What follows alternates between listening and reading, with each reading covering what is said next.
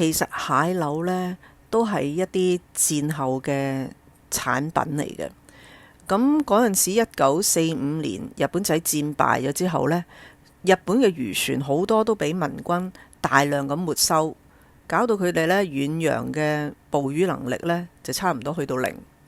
咁於是乎呢，佢哋大量嘅魚呢都會屬於一啲平價嘅雜魚，譬如話佢哋有啲叫明太魚啊，或者有種叫淨魚啊咁樣，呢啲都比較平價同埋好容易可以即係捕獲嘅。咁但係咁多呢會爛噶嘛，咁於是乎呢，即係就會產生咗呢個即係食品科學嘅突破啦。咁佢哋呢就喺北海道水產試驗場嗰度就發現嗰啲所謂魚尾啊，有個英文名叫 surimi。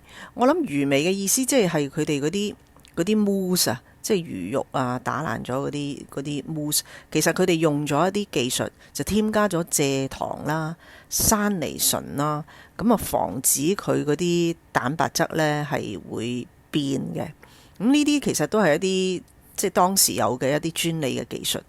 咁有咗呢個技術，哇就好好玩啊！因為呢，佢哋就可以利用佢哋製造出嚟嘅機器呢，就用一啲叫做熱凝固炸壓嘅技術，咁啊將啲魚尾呢通過啲好細嘅窿呢，就用高溫炸佢出嚟，就變成一條條纖維咁嘅樣。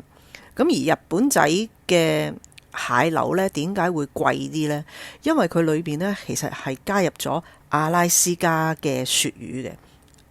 阿拉斯加鱈魚加咗落去之後呢，就會令到佢嘅蛋白質呢就更加穩定啦。咁嗱，呢啲技術即係出咗嚟，其實都好大投資嘅。咁講緊當年嘅一間日本水產公司呢，就叫做丸宇日朗啊，好難讀啊。But anyway， 咁於是乎呢，蟹柳就係由嗰陣時開始就誕生咗，而且係一種科技嘅產品。咁由於佢算係 compare to 你真真正正嘅蟹啊、蟹腳啊，佢嘅價錢呢就低好多，咁所以都係推得喐嘅喺個市場度。咁日子耐咗呢，我哋就攞嚟搞好多嘢啦。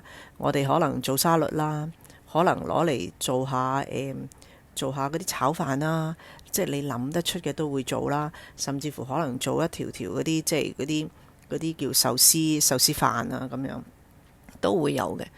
咁佢裏邊其實佢嘅鹽嘅含量呢係幾高下嘅，咁所以即係我哋好多時呢就將佢打散咗去用啦，即係唔會話就咁成條蟹柳擠落口嘅。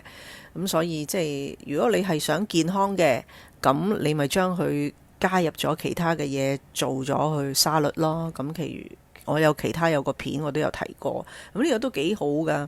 咁但係呢，而家即係大家已經中意咗個口味啦，有陣時撕開咗佢，覺得佢好過癮啦。咁所以你話佢係咪即係好唔健康嘅嘢？